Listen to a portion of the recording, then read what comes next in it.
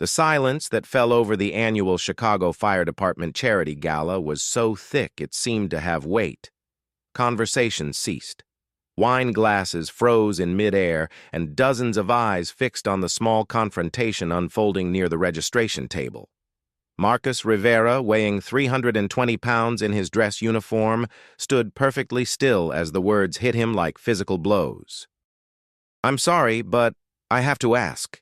William Ashford's voice carried across the ballroom with the confidence of a man accustomed to being heard.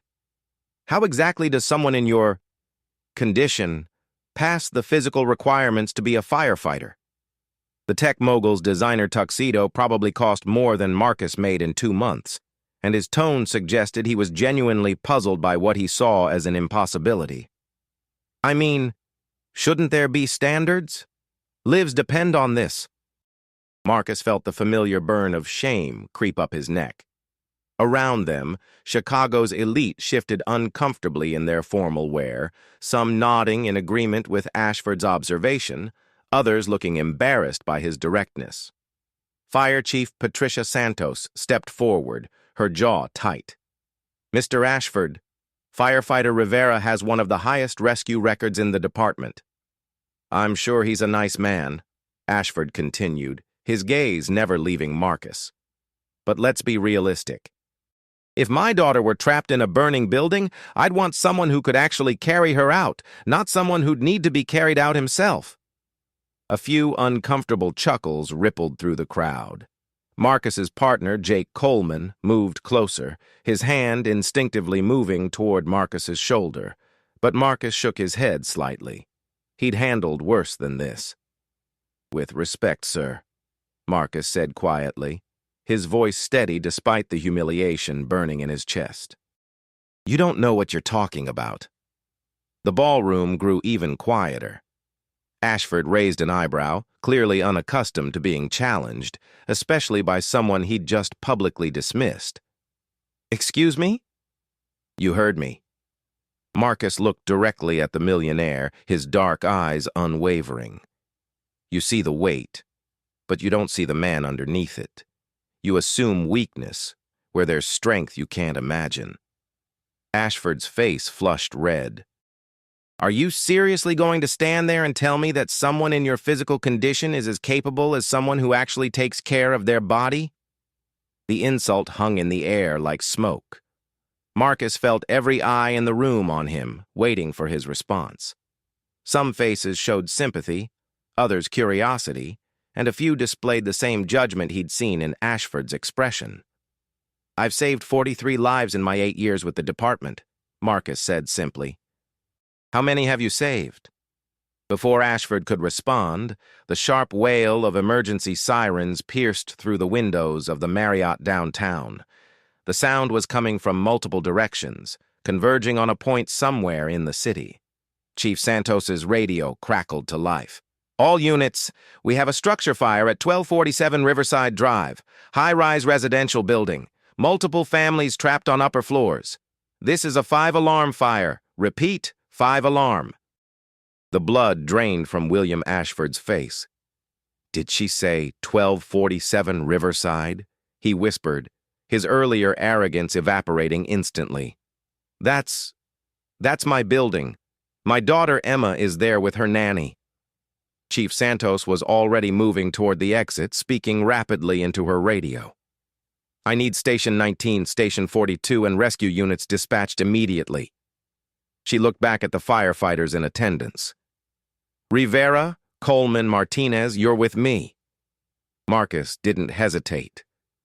The formal gathering, the humiliation, Ashford's cruel words, all of it disappeared as his training took over. He was already moving toward the exit when Ashford grabbed his arm. "Wait," the millionaire said, panic replacing his earlier smugness. If you're really going to help," his voice cracked. "She's only 7 years old. Emma, she's on the 18th floor." Marcus looked down at the hand gripping his arm, then up at Ashford's face, now pale with terror. "I'll bring her home," he said simply, and something in his voice made Ashford release his grip. As Marcus headed for the door, he heard Ashford calling after him, "Please, I'm sorry. Just please bring her back. The ride to Riverside Drive took 12 minutes through Chicago traffic, sirens blaring and lights flashing. Marcus sat in the passenger seat of Engine 19, his mind already shifting into the focused calm that had served him through countless emergencies. Beside him, Jake checked and rechecked their equipment. "You good, partner?" Jake asked, noting the tension in Marcus's shoulders. "I'm good," Marcus replied, but they both knew the added pressure of this call. It wasn't just about saving lives. It was about proving something to a man who'd publicly questioned Marcus's worth as a firefighter. Just another day at the office. As they approached Riverside Drive, the magnitude of the situation became clear. The 30-story luxury high-rise was engulfed in flames from the 10th floor up. Black smoke poured from shattered windows, and the orange glow of the fire painted the evening sky like a hellish sunset. Fire trucks surrounded the building, ladders extended toward the upper floors, and firefighters were already working to establish water lines. Chief Santos approached as Marcus and Jake geared up. The fire started in a penthouse party on the 10th floor, some kind of electrical malfunction with the entertainment system. It spread faster than anything we've seen. Most residents from floors 1 through 9 got out, but we've got approximately 30 people trapped above the fire line. She handed Marcus a building schematic. The Ashford girl is in 18C with her nanny. Stairwells are compromised on the east side, and the elevator shafts are acting like chimneys, feeding the fire. Marcus studied the layout, his trained eye immediately identifying potential routes and obstacles. At 320 pounds, he couldn't take the same paths as his lighter colleagues, but he'd learned to use his size as an advantage in other ways. His bulk could break through doors that stopped others, and his low center of gravity made him incredibly stable in unstable conditions. "West stairwell still viable?" he asked. "For now, but barely. It's filling with smoke, and the structural integrity is questionable above the 15th floor." Santos looked at him seriously.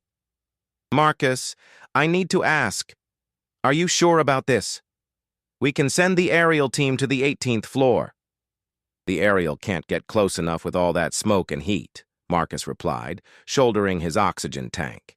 The equipment that felt heavy to others felt natural to him now, distributed across his large frame like a second skin. "And those stairs won't support multiple trips up and down. I can get to her faster going through the building." Jake appeared beside him, fully geared. "I'm going with you." "No," Marcus said firmly. "You're needed here to coordinate with the ladder teams. I move faster alone, and those stairs won't support both of us." He was right, and Jake knew it. Marcus had developed his own techniques over the years, ways of moving through compromised structures that worked with his body type rather than against it. "I'll radio every floor." The lobby of the Ashford building was chaos. Residents who'd escaped sat on the sidewalk, wrapped in blankets, many crying as they watched their homes burn.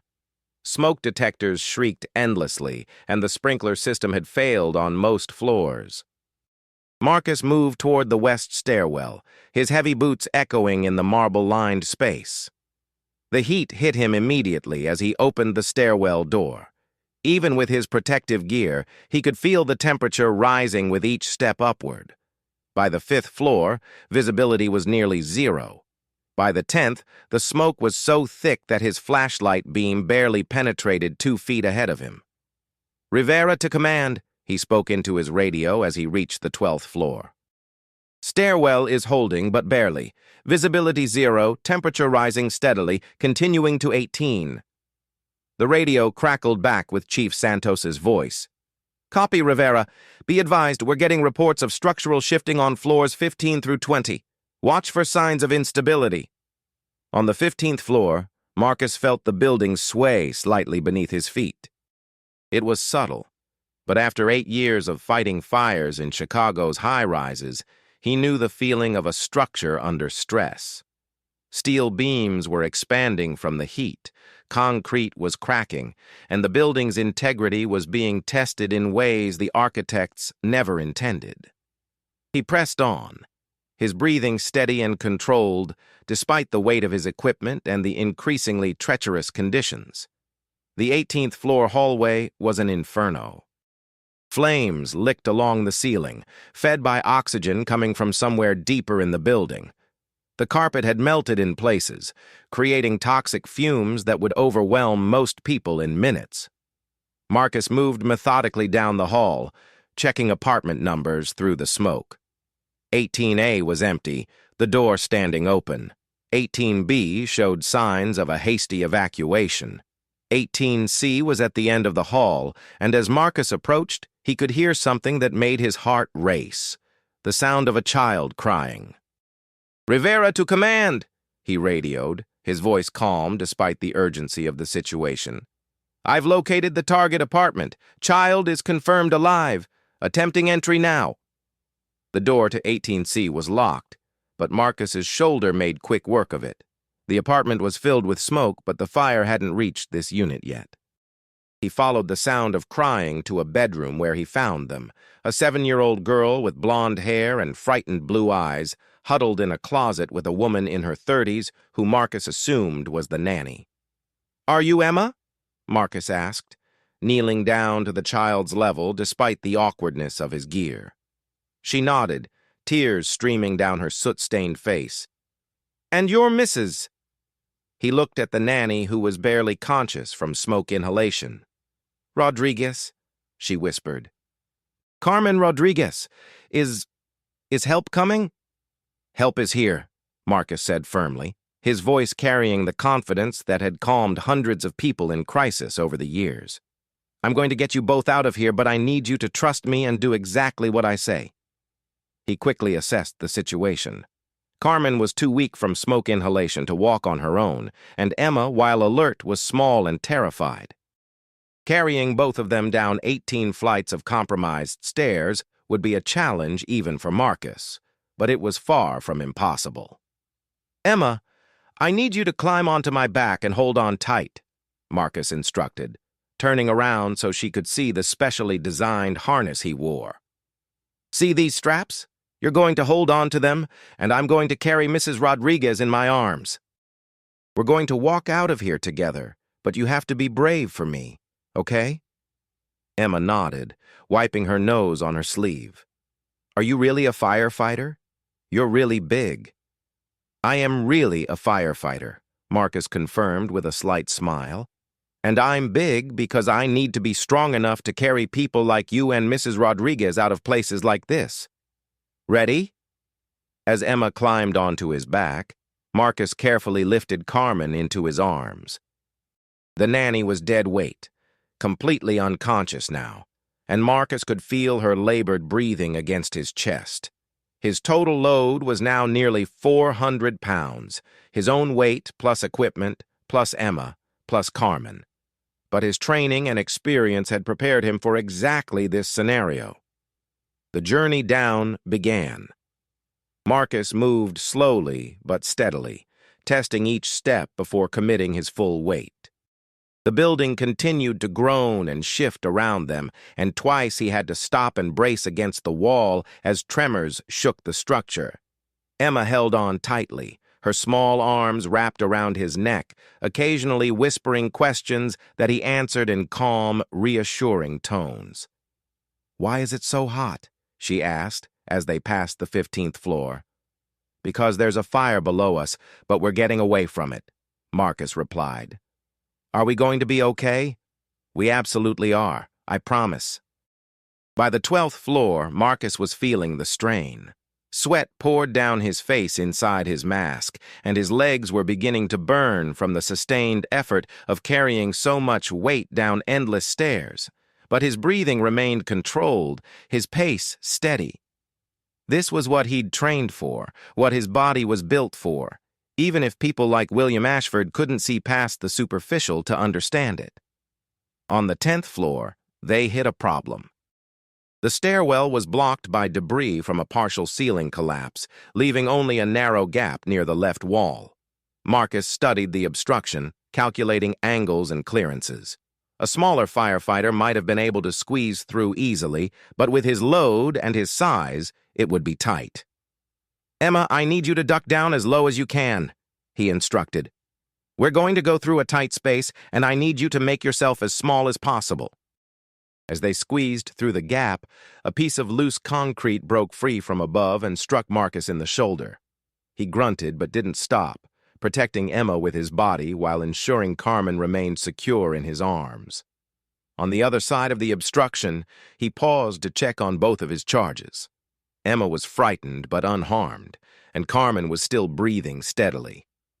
"Just 8 more floors," Marcus told Emma. "You're doing great." The final 8 floors were a blur of smoke, heat, and determination. Marcus's radio crackled constantly with updates from the command post, reports on the fire's progress, and increasingly urgent requests for his status. By the time they reached the lobby, every muscle in Marcus's body was screaming in protest, but Emma was still secure on his back, and Carmen was still alive in his arms. The moment they emerged from the stairwell into the lobby, paramedics rushed forward to take Carmen while Marcus gently helped Emma down from his back. She was immediately wrapped in a blanket and checked for injuries, but her eyes remained fixed on Marcus as the medical team worked around her. "You kept your promise," she said simply, and Marcus felt something tight in his chest loosen just a little. Chief Santos appeared at his side, her face showing a mixture of relief and professional admiration. "Outstanding work, Rivera. Both victims are stable, and you got them out with minutes to spare. The west stairwell collapsed completely about 2 minutes after you cleared it." Marcus nodded, still catching his breath. "How's the fire?" "Under control. We've got water on all the active floors, and the evacuation is complete. No casualties." Santos paused, studying Marcus's face. "That was a hell of a rescue, Marcus. 18 floors with 2 victims, through compromised stairs and extreme conditions. Not many firefighters could have pulled that off." As Marcus was being checked by paramedics for smoke inhalation and exhaustion, he saw William Ashford burst through the crowd of emergency responders. The millionaire's tuxedo was wrinkled and stained, his usually perfect hair disheveled, and his face showed the kind of raw emotion that money couldn't mask or control. "Emma!" Ashford cried, dropping to his knees beside the ambulance where his daughter was being treated. "Baby, are you okay? I was so scared." Emma threw her arms around her father's neck, and for a moment, the chaos of the emergency scene faded into the background as the two of them held each other tightly. After a few minutes, Ashford looked around until he spotted Marcus sitting on the bumper of a fire truck, still breathing heavily but refusing further medical treatment. The millionaire approached slowly, his earlier arrogance completely gone, replaced by something Marcus had never seen in the man's expression before. Humility. Ashford started, then stopped, apparently struggling with words for the first time in his adult life. "I don't know how to thank you." Marcus looked up at the man who had humiliated him less than 2 hours earlier. Ashford's face was streaked with tears, and his hands were shaking slightly. Whether from adrenaline, emotion, or both, Marcus couldn't tell. "You don't need to thank me," Marcus said quietly. "I was doing my job." "No." Ashford shook his head firmly. "You were doing so much more than your job. You risked your life for my daughter, and you did it after I—" He trailed off, unable to finish the sentence. "After you insulted me in front of half of Chicago's elite," Marcus supplied. "After you questioned whether I was fit to be a firefighter. After you suggested I'd be the one needing rescue." Ashford winced with each word, but he didn't look away. "Yes, after all of that, you still saved her. You still kept your promise to bring her home." Marcus stood up, facing the millionaire directly. Despite everything, there was no anger in his voice when he spoke. "Mr. Ashford, I want you to understand something. When I put on this uniform, when I answer that call, it doesn't matter if the person I'm saving has been kind to me or cruel. It doesn't matter if they're rich or poor, if they've treated me with respect or contempt. What matters is that they need help, and I'm trained to provide it." Ashford nodded, tears flowing freely now. "I was so wrong about you, about everything. I judged you based on your appearance, and I nearly let my prejudice blind me to the fact that you're a hero." "I'm not a hero," Marcus said firmly. "I'm a firefighter.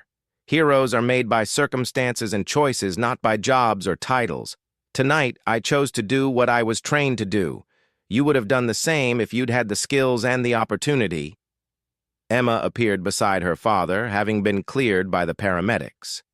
She looked up at Marcus with the kind of direct, honest gaze that only children possess. "Thank you for carrying me out," she said solemnly. "You're the strongest person I've ever met." Marcus knelt down to her level again, his formal gear making the movement awkward, but his expression gentle. "You know what, Emma? You're pretty strong, too.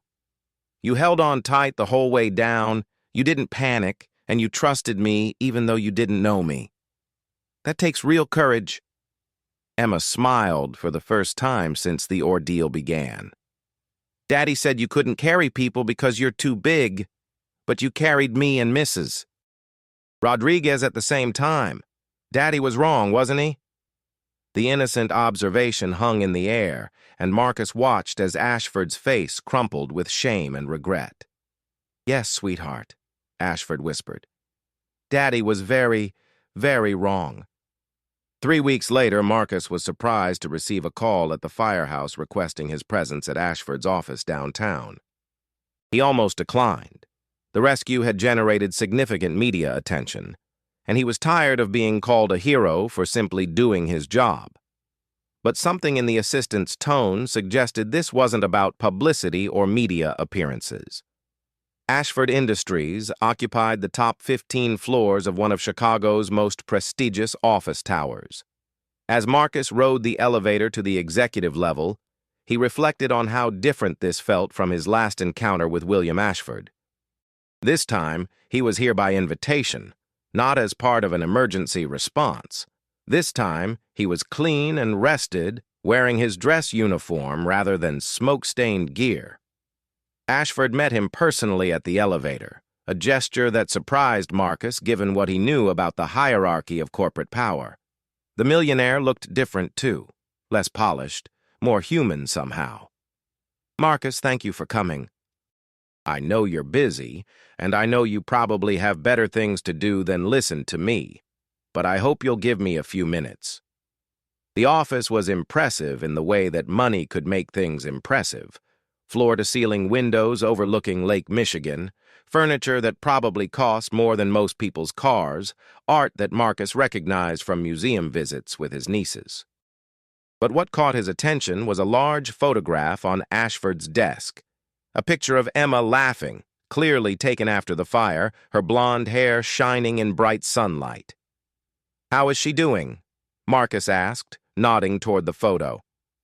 "Better than I expected, honestly," Ashford replied, his voice carrying a mixture of relief and amazement. "She's been seeing a counselor to help process what happened, but she keeps talking about how safe she felt with you. She calls you her firefighter and has been asking when she can see you again." Marcus smiled slightly. "Kids are resilient. She'll be fine." "She will be, thanks to you." Ashford moved to a presentation board that had been set up near the windows. "But that's not the only reason I asked you here. I want to show you something." He pulled away a cloth covering to reveal architectural drawings and photographs. "This is the new Chicago Fire Department Training and Equipment Center. Construction begins next month." Marcus studied the plans, his trained eye immediately recognizing the significance of what he was seeing. The proposed facility was massive, a state-of-the-art training complex with multiple burn buildings, a technical rescue tower, classroom facilities, and equipment bays that could house the most advanced firefighting technology available. "This is incredible," Marcus said honestly. "The department has needed something like this for years. The current training facilities are 40 years old and barely adequate." "The project is fully funded by the Ashford Foundation," William continued. $50 million, with an additional $20 million set aside for ongoing operations and equipment updates. He paused, studying Marcus's reaction. I want you to run it. Marcus looked up sharply from the plans. Excuse me? I want you to be the director of the new training center. You'd be in charge of developing curriculum, overseeing training programs, and ensuring that every firefighter in Chicago has access to the best possible preparation for what they'll face in the field. Ashford's voice was serious, professional. The position comes with a substantial salary increase, full benefits, and the resources to build the finest firefighting training program in the country. Marcus was quiet for a long moment, processing the offer. Mr. Ashford, I appreciate this more than you know, but I have to ask, is this guilt? Are you offering me this position because you feel bad about what happened at the gala? Ashford met his gaze directly. Partially, yes. I can't undo what I said or how I treated you, but I can try to make amends. But it's not just guilt, Marcus. I've spent the last 3 weeks researching your career, talking to your colleagues, studying your training methods and rescue techniques. You're not just a good firefighter, you're an innovator. He pulled out a thick folder and handed it to Marcus. These are incident reports from your rescues over the past 8 years. You've developed techniques for navigating compromised structures that other firefighters are now being trained to use. You've adapted standard equipment to work more effectively for firefighters of different body types. You've solved problems that the department didn't even know it had. Marcus opened the folder, surprised to see detailed analyses of his work. Reports from colleagues, evaluations from supervisors, even academic papers that referenced his methods.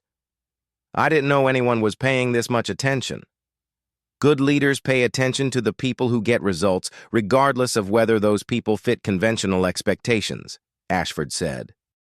You've saved more lives in 8 years than most firefighters save in entire careers, and you've done it while developing innovations that have made other firefighters more effective. The department needs those skills in a leadership position. Marcus closed the folder, still processing. What about Chief Santos? She'd have to approve this. Chief Santos is one of the strongest supporters of the project, Ashford replied. She's the one who first suggested you for the director position.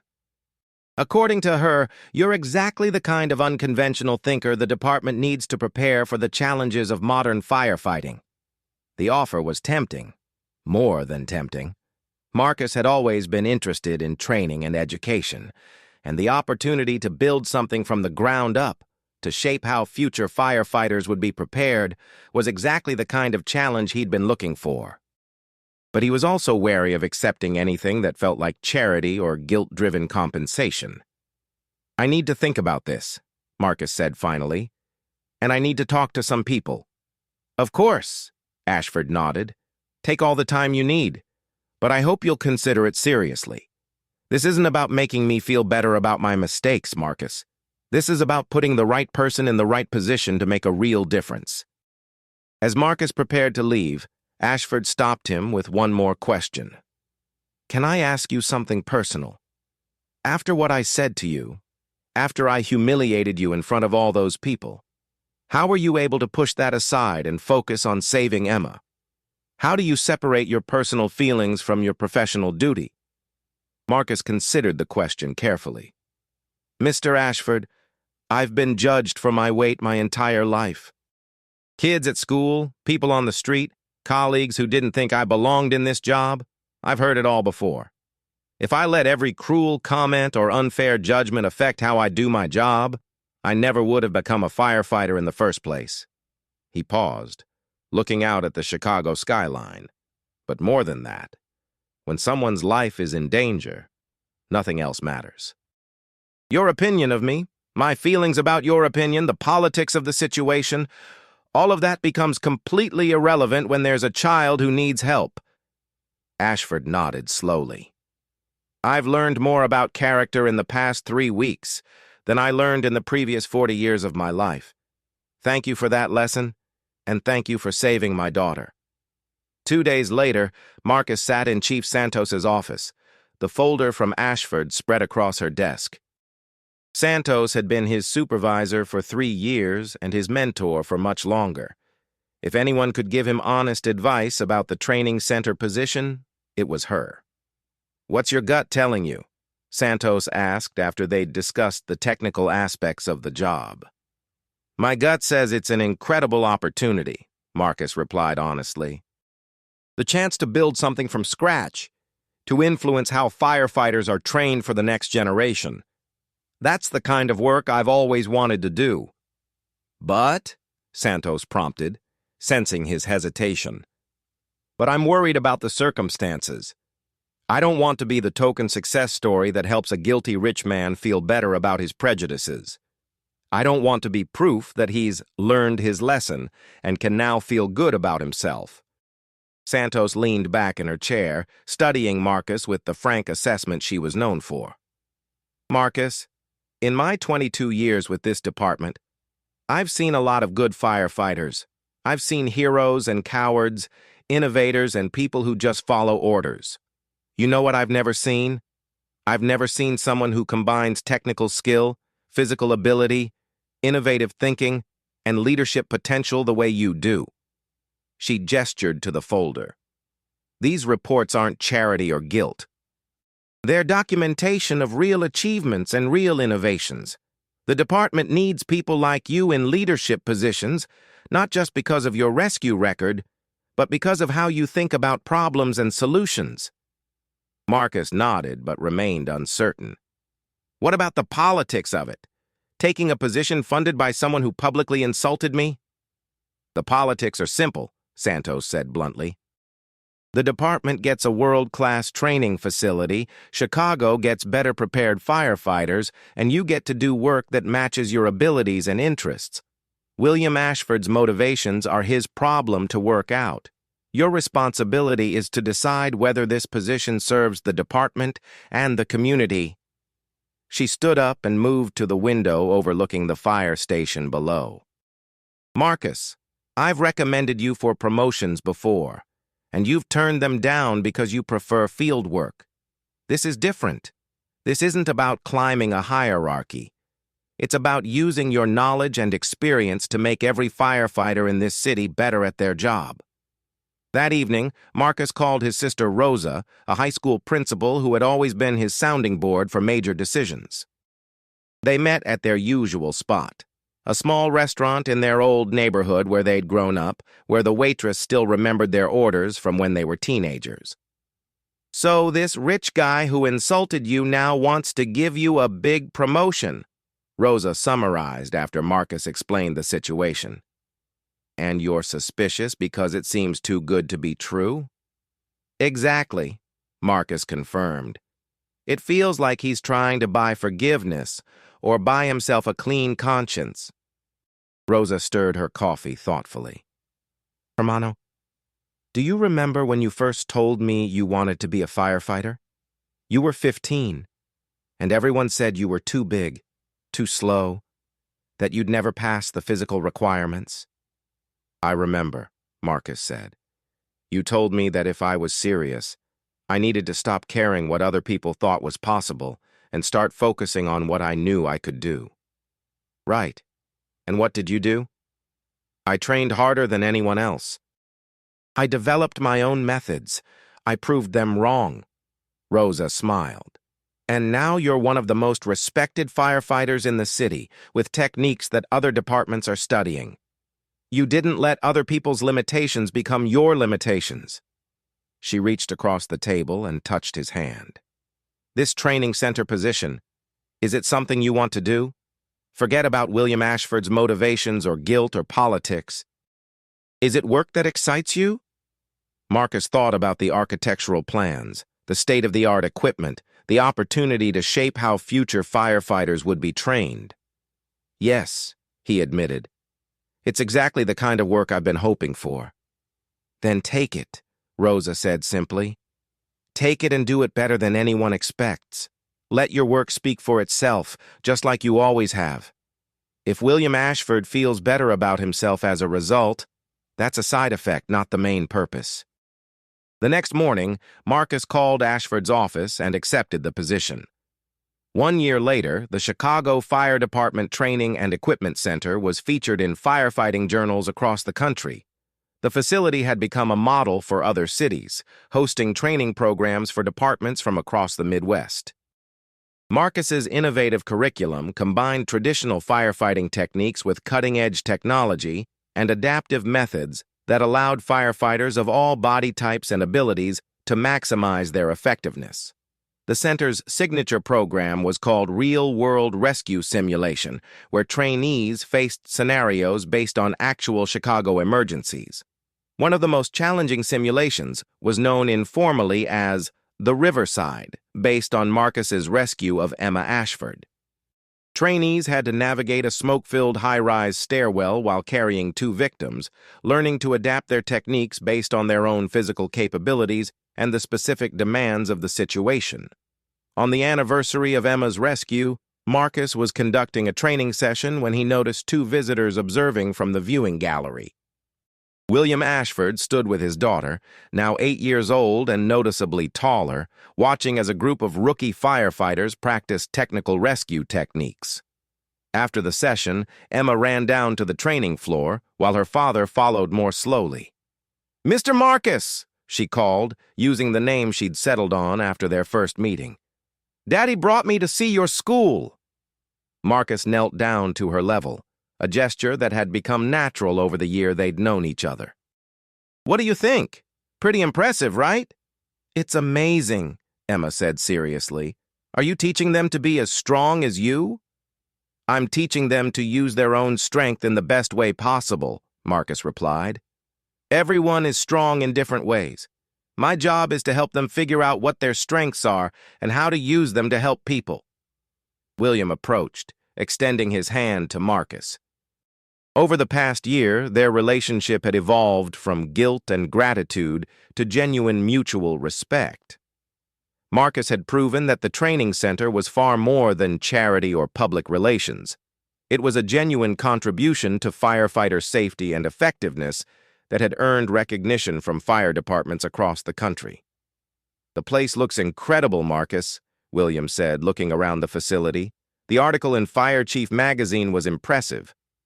3 other cities want to replicate your program." "It's been a good year," Marcus agreed. "The trainees are responding well to the adaptive techniques, and we're seeing measurable improvements in rescue times and safety protocols." Emma tugged on Marcus's sleeve. "Mr. Marcus, can I ask you something?" "Of course." "Daddy says that before he met you, he thought people who looked different couldn't do important jobs as well as other people. He says he was wrong, and that he learned that being different can actually make someone better at their job." She paused, working through the complex idea. "Is that true?" Marcus glanced at William, who nodded encouragingly. "Well, Emma, I think what your dad learned is that people are often strong in ways that aren't obvious just from looking at them. My size made some people think I couldn't be a good firefighter, but it actually helps me in certain situations. Other firefighters have different strengths that help them in different ways." "So being different isn't bad?" Emma asked. "Being different isn't bad or good," Marcus replied. "It's just different. What matters is how you use your differences to help other people and do good work." Emma nodded solemnly, then brightened. "Can I see the fire truck simulator?" As Marcus led Emma toward the vehicle training area, William fell into step beside them. "She asks about you regularly," he said quietly. "About the rescue, about your work here, about the lessons you taught both of us that night." "What kind of lessons?" Marcus asked. "That heroes don't always look like what we expect them to look like," William replied. "That real strength isn't always visible from the outside. That the people we dismiss or underestimate might be exactly the people we need most." They stopped in front of the main training tower, a 4-story structure designed to simulate every type of emergency scenario a firefighter might encounter. Marcus looked up at the building he'd helped design, thinking about all the firefighters who would train here, all the lives that would be saved because of the skills developed in this facility. "Mr.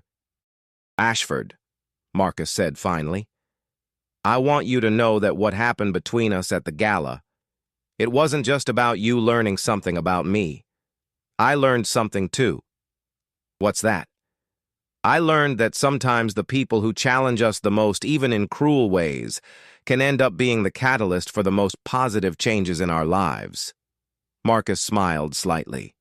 If you hadn't insulted me that night, I never would have been motivated to prove you wrong. And if I hadn't been motivated to prove you wrong, I might never have realized that I wanted to move beyond field work into training and education. William was quiet for a moment, processing this perspective. So you're saying that my being an arrogant, prejudiced ass actually helped you? I'm saying that every experience, even the painful ones, can teach us something if we're willing to learn from it, Marcus replied. You learned to look beyond surface appearances. I learned that I was ready for new challenges. Emma learned that heroes come in all shapes and sizes. As they watched Emma climb into the cab of a training fire truck, her face glowing with excitement, Marcus reflected on how much had changed since that night at the charity gala. The humiliation he'd felt in that ballroom seemed like a lifetime ago, replaced by the satisfaction of meaningful work and the knowledge that his innovations were making firefighters across the country more effective and safer. There's something else I wanted to discuss with you, William said, his tone becoming more businesslike. The Foundation is considering expanding the training center concept to other cities. Detroit, Cleveland, Milwaukee, they've all expressed interest in similar facilities. I'd like you to consider heading up a national program. Marcus raised an eyebrow. A national program?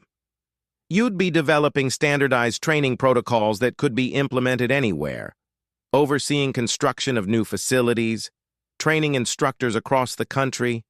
It would be a significant expansion of what you're doing here. The offer was intriguing, but Marcus had learned to be cautious about rapid expansion. That's a big step, Mr. Ashford. I'd want to make sure we're not moving too fast, that we maintain the quality and innovation that makes this program work. Of course, we'd start small, maybe one new facility the first year, two the second year. But Marcus, what you've built here is too valuable to limit to just Chicago. Fire departments across the country need access to this kind of training. Before Marcus could respond, alarms began sounding throughout the training center. It wasn't a drill. The distinctive pattern indicated a real emergency. Marcus's radio crackled to life with Chief Santos's voice. All available units respond to industrial fire at Lakefront Chemical Plant. Multiple explosions reported, hazardous materials involved. This is a level 5 hazmat situation. Marcus was already moving toward his gear when William grabbed his arm. Wait, you don't have to respond to calls anymore. You're an administrator now. Marcus looked at the man with surprise. Mr. Ashford, I may run a training center, but I'm still a firefighter. My people are responding to this call, and my place is with them. Within minutes, Marcus was suited up in his hazmat gear and heading toward Lakefront Chemical with Engine 19. Jake Coleman was driving, and in the back seat was Rodriguez, one of the new firefighters who had graduated from Marcus's advanced rescue program just 3 months earlier. What do we know about the plant? Marcus asked over the radio as they raced through Chicago streets. Chemical processing facility, Chief Santos responded. They manufacture industrial solvents and cleaning compounds. Initial explosion occurred in the main production building. Secondary explosions have spread to storage tanks. We're dealing with potential airborne toxins and ground contamination. As they approached the industrial district, Marcus could see the smoke plume from miles away, a thick black column that rose thousands of feet into the sky. The acrid smell of burning chemicals filled the air even through their breathing apparatus. Fire trucks surrounded the plant, but the scale of the disaster was immediately apparent. This wasn't just a fire. It was an environmental catastrophe in the making. Chief Santos met them at the command post, her face grim. We've got a problem, Marcus. There are 2 workers unaccounted for. They were in the main lab when the first explosion hit. The building is structurally compromised, filled with toxic smoke, and there are unstable chemical tanks throughout the facility. Marcus studied the plant layout, his mind immediately shifting into the tactical mode that had served him through hundreds of emergencies. What's the access situation? Front entrance is blocked by debris from the explosion. Side entrance leads directly through the area with the unstable tanks. There's a rear service entrance, but it requires going through the storage yard where we've got potential ground contamination. I'll take the rear entrance, Marcus decided. Rodriguez, you're with me. Jake, I need you coordinating water supply and ensuring we've got clear evacuation routes. Rodriguez looked nervous but determined. Sir, is this like the simulations we ran? Rodriguez, this is exactly like the simulations, except the stakes are real, Marcus replied. Remember your training, trust your equipment, and follow my lead. We're going to find those workers and bring them home. The approach to the chemical plant was treacherous. The ground was covered with unknown chemicals that had leaked from damaged storage containers, requiring careful navigation to avoid contamination. Marcus and Rodriguez moved methodically, testing each step and monitoring their air quality readings continuously. Toxicity levels are elevated but manageable, Rodriguez reported, his voice steady despite the dangerous conditions. As they reached the rear entrance, Marcus could see the extent of the damage inside the building. The explosion had blown out most of the windows and severely damaged the internal structure. Support beams hung at dangerous angles, and the floor was covered with debris and chemical spills. Remember, Rodriguez, we move together, we communicate constantly, and we don't take unnecessary risks. If I say we abort immediately.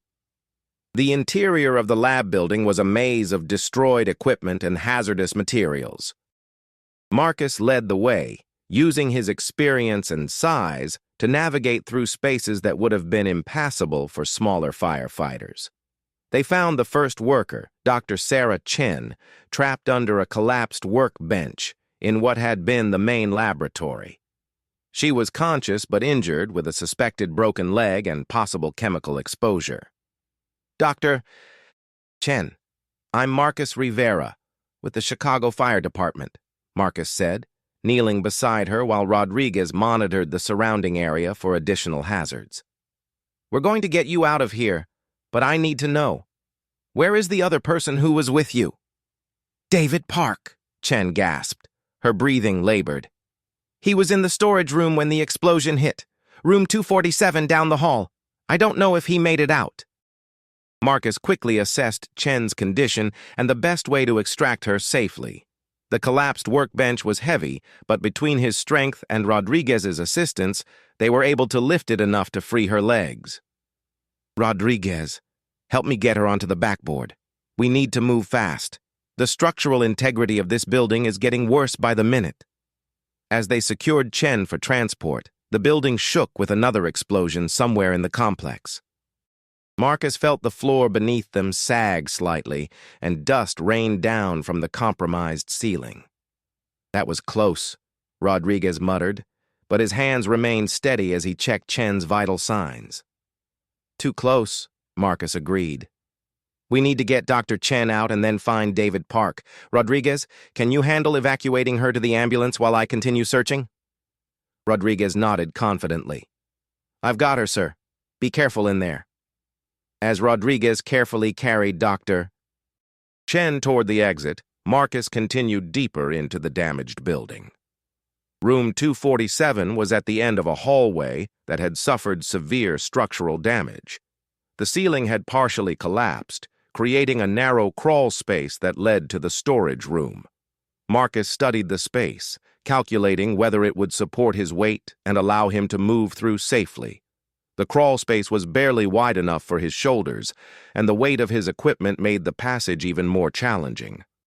But Marcus had trained for exactly these conditions, developing techniques that allowed him to use his strength and stability to navigate through compromised spaces that might defeat other rescuers. He moved slowly but purposefully, testing each support beam and monitoring the structure's response to his weight. Inside the storage room, Marcus found David Park unconscious behind an overturned chemical storage cabinet. The young man was breathing but showed signs of serious chemical exposure. His skin was irritated and his breathing was shallow and rapid. Marcus quickly checked for other injuries while assessing the best evacuation route. The way he'd come in was already becoming more unstable, and he could hear ominous creaking sounds from the structural supports above. "Rivera to command," Marcus radioed, his voice calm despite the deteriorating conditions. "I've located the second victim. Male, approximately 25 years old, unconscious with probable chemical exposure. I need an alternate evacuation route. The path I used to enter is no longer viable." Chief Santos's voice crackled back immediately. "Copy, Rivera. Ladder 12 is positioning at the east window of your location. Can you reach it?" Marcus looked toward the east wall of the storage room, where he could see firefighters outside positioning an aerial ladder. The window was intact but would need to be broken, and there was a 15-foot gap between Park's location and the window. "Affirmative.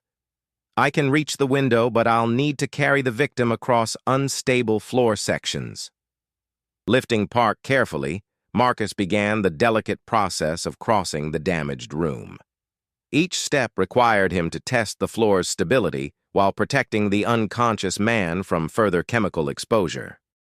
Halfway across, a section of floor sagged ominously under their combined weight, but Marcus quickly redistributed the load and continued toward the window. At the window, Marcus used his radio to coordinate with the ladder crew outside. "I'm going to pass the victim through the window first, then follow. Be ready to receive him. He's unconscious and showing signs of chemical exposure." The precision required was extreme, passing an unconscious person through a window to firefighters on a ladder while standing on unstable flooring in a building that could collapse at any moment. But Marcus's training and experience had prepared him for exactly this type of technical rescue. The transfer went smoothly, with Park safely secured by the ladder crew and immediately lowered to waiting paramedics. As Marcus prepared to follow through the window, the building shook with another distant explosion, and he heard the distinctive sound of structural failure somewhere in the complex. "Rivera, get out of there now!" Chief Santos's voice was urgent over the radio. Marcus climbed through the window and onto the aerial ladder just as a major section of the building's roof collapsed behind him. The storage room where he'd found Park was now completely destroyed, buried under tons of concrete and twisted metal. If he'd been 30 seconds slower, both he and Park would have been trapped. As the ladder lowered him to the ground, Marcus could see the full scope of the chemical plant fire. Multiple buildings were now involved, and fire crews were fighting a defensive battle to prevent the blaze from spreading to nearby residential areas. The two workers he'd rescued were both being treated by paramedics, Dr. Chen with a broken leg and minor chemical exposure, David Park with more serious chemical burns but stable vital signs. Rodriguez appeared at his side, his face showing the kind of exhilaration and exhaustion that comes after a successful high-risk rescue. "Sir, that was incredible. The way you navigated through that building, the precision of the window transfer, it was exactly like the advanced scenarios we trained for, but even more complex." "Good work in there, Rodriguez," Marcus replied, removing his helmet and breathing apparatus. "You handled Dr. Chen's evacuation perfectly, and your monitoring of the chemical hazards was textbook. How do you feel about your first Level 5 hazmat response?" "Honestly, terrified and exhilarated at the same time," Rodriguez admitted. "But the training prepared me for it. Every technique we practiced, every scenario we ran, it all came together when it mattered." Chief Santos approached, her expression mixing relief with professional assessment. "Outstanding work, both of you. That was a textbook technical rescue under some of the most challenging conditions I've seen. Marcus, your decision-making and Rodriguez's execution were flawless." As the immediate crisis stabilized and other crews took over containment operations, Marcus found himself thinking about the conversation he'd been having with William Ashford before the call came in. The idea of expanding the training program nationally suddenly seemed not just appealing, but urgent. The techniques he'd developed, the scenarios his trainees practiced, the equipment innovations his team had created, all of it had direct, immediate applications for fire departments facing the kinds of complex emergencies that were becoming more common across the country. "Rodriguez," Marcus said as they loaded their gear back onto Engine 19, "what would you think about helping me develop a national training curriculum, taking what we've built in Chicago and adapting it for departments in other cities?" Rodriguez's eyes lit up with interest. "You mean like a traveling program, training trainers across the country?" "Something like that. The chemical plant rescue we just completed. Most fire departments have facilities like that in their coverage areas, but not all firefighters get the kind of specialized training that prepared us for today. If we could standardize and distribute our methods, we could save more lives and prevent more injuries," Rodriguez finished. "Count me in, sir. Whatever you need." 2 days later, Marcus met again with William Ashford, this time in the conference room of the training center rather than Ashford's corporate office. The contrast felt symbolic. Instead of Marcus coming to Ashford's world of glass towers and corporate power, they were meeting in the practical, functional environment where real work got done. Emma was there too, coloring in a book about firefighters while the adults talked. "I've been thinking about your national expansion proposal," Marcus began, "and after what happened at the chemical plant, I'm convinced it's not just a good idea, it's a necessity. The kinds of emergencies we're seeing are becoming more complex, more dangerous, and require more specialized training than most departments currently provide." William leaned forward, his attention fully focused. "What would you need to make it work?" "A substantial initial investment, partnerships with fire departments in target cities, and a team of experienced instructors who can adapt our methods to local conditions and requirements," Marcus outlined. "But most importantly, we'd need to maintain the quality and innovation that makes our program effective. Rapid expansion without quality control would be worse than no expansion at all." "What about starting with 5 cities over the next 2 years?" William suggested. "Detroit, Cleveland, Milwaukee, Indianapolis, and maybe Phoenix. That would give us geographic diversity and different types of challenges, industrial cities, desert conditions, varying population densities." Marcus nodded thoughtfully. "That's a reasonable pace. We could select one experienced instructor from our program to oversee each new facility, bring their local trainers to Chicago for certification, and establish ongoing support relationships." Emma looked up from her coloring book. "Mr. Marcus, are you going to teach firefighters in other cities to be as brave as you?" "I'm going to teach them to use their own courage and skills to help people, just like we do here," Marcus replied. "Every city has firefighters who want to do their jobs as well as possible. Our job is to give them the tools and training they need." "Will you still be here in Chicago?" Emma asked, a note of concern in her voice. "I'll always be here," Marcus assured her. "Chicago is my home, and this training center is my base. But I might travel sometimes to help other firefighters learn what we've learned here." William watched the interaction between his daughter and Marcus with the kind of satisfaction that came from seeing positive relationships develop organically. Over the past year, Marcus had become not just the director of a training program funded by the Ashford Foundation, but a genuine mentor figure in Emma's life and a trusted advisor in William's personal growth. "There's one more thing I want to discuss," William said, pulling out a folder. "The Foundation's board has approved something I think you'll find interesting." He handed Marcus a document titled, "The Marcus Rivera Fellowship Program." "What's this?" "A scholarship and mentorship program for young people from underrepresented communities who want to pursue careers in firefighting and emergency services," William explained. "Full tuition for fire science programs, guaranteed internships at participating departments, and mentorship from experienced firefighters like yourself." Marcus read through the program description, impressed by its comprehensiveness and thoughtful design. "This is incredible, Mr. Ashford. How many fellows per year?" "We're starting with 20, but the goal is to expand to 50 within 3 years." The idea is to address the diversity challenges that many fire departments face while also identifying and developing the next generation of innovative firefighters. "You've been busy," Marcus observed, noting the detailed planning that had gone into the fellowship program. "When did you have time to develop all this?" William smiled slightly. "Let's just say that having your perspective challenged so dramatically tends to motivate rapid learning. I've spent the past year not just funding your program, but actually studying the field of firefighting and emergency services. I've learned more about leadership, courage, and community service than I learned in 20 years of business school and corporate management." Emma finished her drawing and brought it over to show the adults.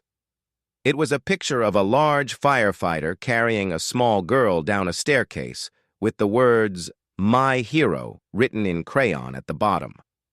"This is you and me, Mr. Marcus," she announced proudly. Marcus studied the drawing, noting the care Emma had taken to include details like his breathing apparatus and her own frightened expression becoming hopeful. "This is beautiful, Emma. Can I keep it?" "It's for you," she said seriously, "to remember that being different makes you special, not bad." As the meeting concluded and William and Emma prepared to leave, Marcus reflected on the extraordinary chain of events that had brought them all together. A moment of public humiliation had led to a life-changing rescue, which had led to a career transformation, which was now leading to a national program that could benefit firefighters and communities across the country. "Mr.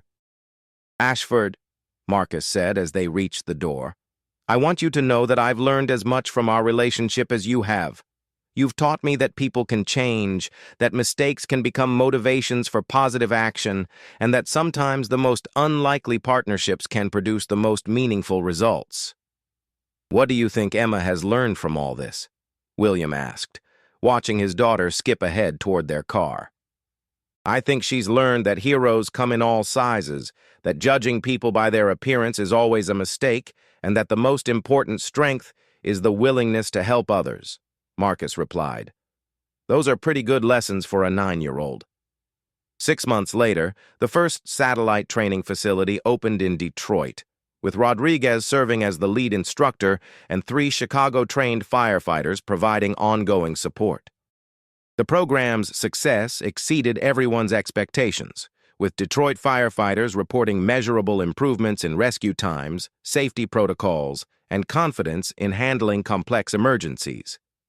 The Marcus Rivera Fellowship Program had also launched successfully, with its first class of 20 fellows beginning their studies at fire science programs across the Midwest. The diversity of the fellowship recipients was remarkable. Former military personnel, college graduates changing careers, community college students, and even a few individuals who, like Marcus, didn't fit the traditional image of a firefighter but brought unique skills and perspectives to the profession.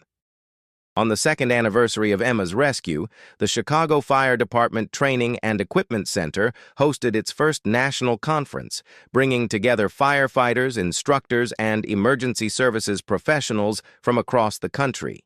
The 3-day event featured demonstrations of advanced rescue techniques, presentations on equipment innovation, and workshops on adaptive training methods. Marcus opened the conference with a keynote address that drew on his own experience and the lessons learned over 2 years of program development. "When I first became a firefighter," he told the audience of nearly 500 people, "I thought success meant proving that someone like me could do the job as well as anyone else. I was focused on overcoming the limitations that other people saw in me." He paused, looking out at the diverse crowd of firefighters, instructors, and emergency services professionals. "What I've learned is that real success isn't about proving that you can do the job despite your differences. It's about discovering how your differences can make you better at the job. Every firefighter brings unique strengths, unique perspectives, and unique problem-solving abilities. Our job as trainers and leaders is to help people identify and develop those strengths, not to force everyone into the same mold." The response to the conference was overwhelmingly positive, with multiple departments requesting information about implementing similar training programs in their cities. By the end of the year, firm commitments were in place for facilities in Cleveland, Milwaukee, Indianapolis, and Phoenix, with additional cities expressing serious interest. But perhaps the most meaningful moment of the anniversary period came during a quiet dinner at the same small restaurant where Marcus and Rosa had discussed the original training center opportunity 2 years earlier. Emma, now a confident 9-year-old, had insisted on joining them, bringing a handmade scrapbook documenting the past 2 years of their friendship. "Look, mister." "Marcus," she said, opening the scrapbook to show newspaper clippings, photographs from the training center, and her own drawings chronicling their relationship. "This is when you saved me.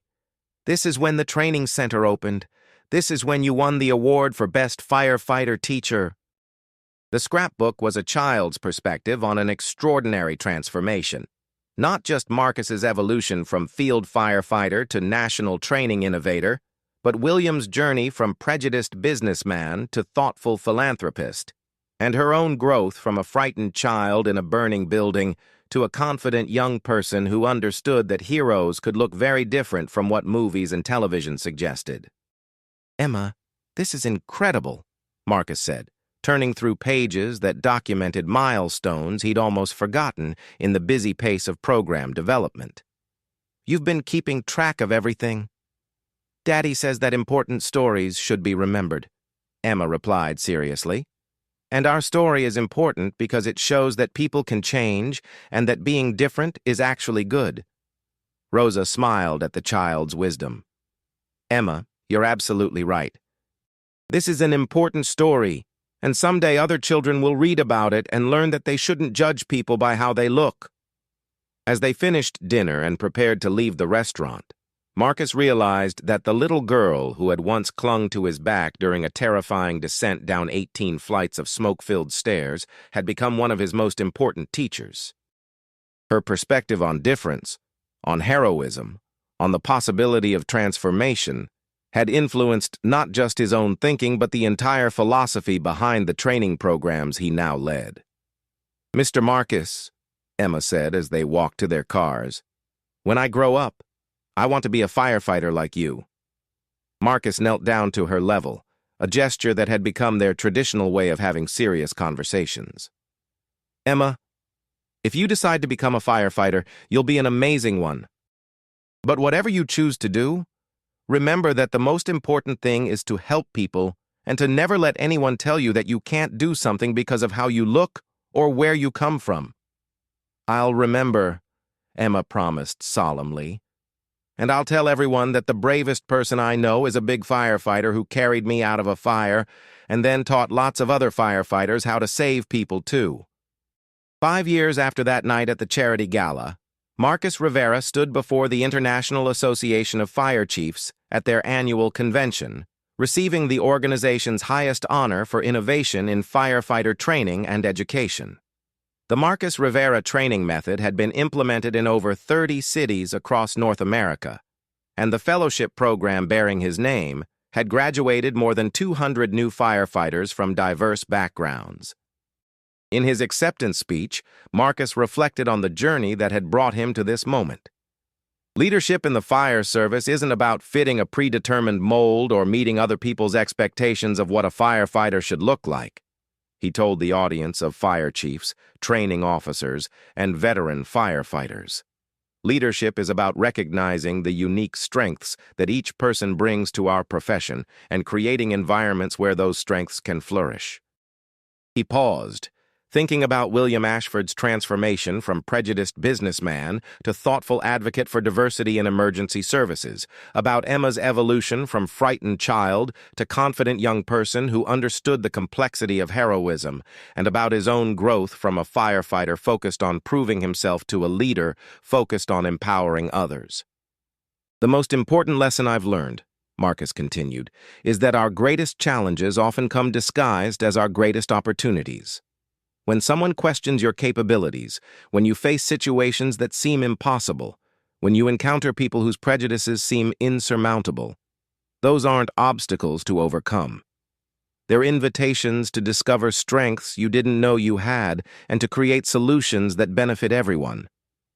As Marcus concluded his speech and accepted the award, he spotted familiar faces in the audience. William Ashford sat in the third row, his expression showing the quiet pride of someone who had learned to measure success not by personal profit, but by positive impact on others. Beside him, Emma Ashford, now 12 years old and already volunteering with her local fire department's community education program, applauded with the enthusiastic appreciation of someone who truly understood the significance of the moment. After the ceremony, as Marcus greeted colleagues and accepted congratulations from firefighters whose lives and careers had been influenced by his training methods, he realized that the most profound transformation had been his own.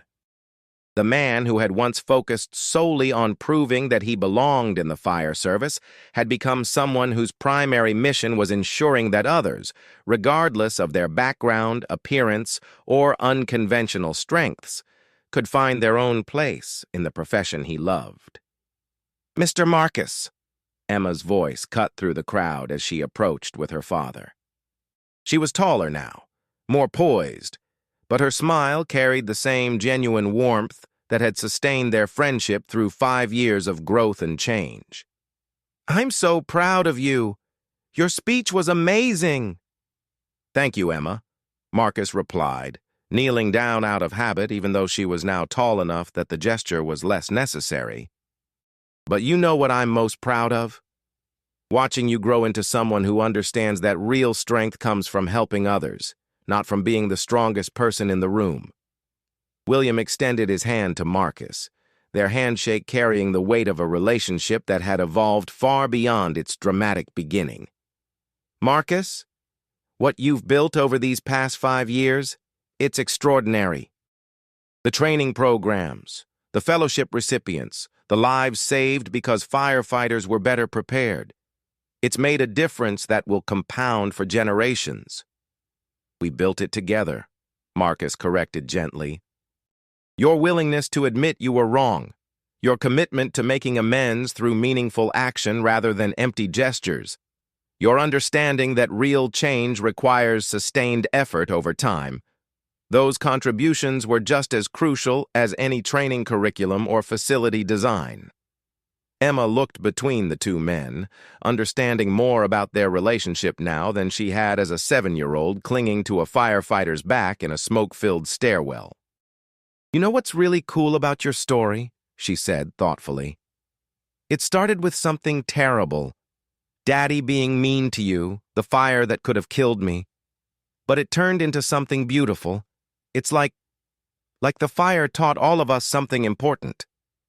Marcus and William exchanged glances, both recognizing the profound truth in a 12-year-old's observation. The crisis that had brought them together, the humiliation at the charity gala, the terror of the high-rise fire, the moment when prejudice collided with heroism, had indeed become the foundation for something beautiful.